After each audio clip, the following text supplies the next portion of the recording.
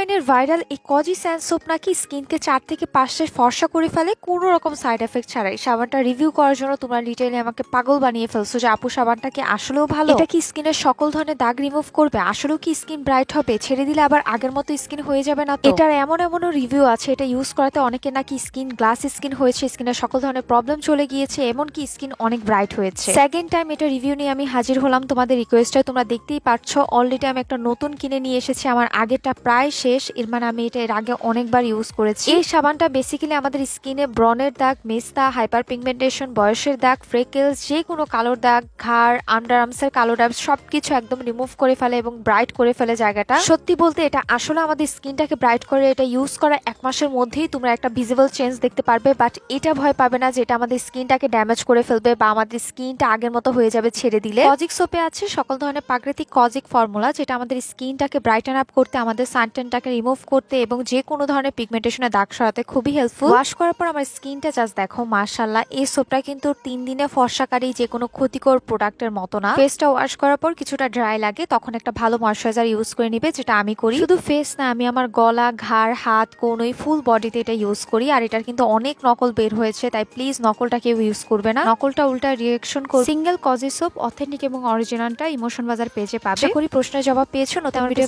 Follow করবে। Tata.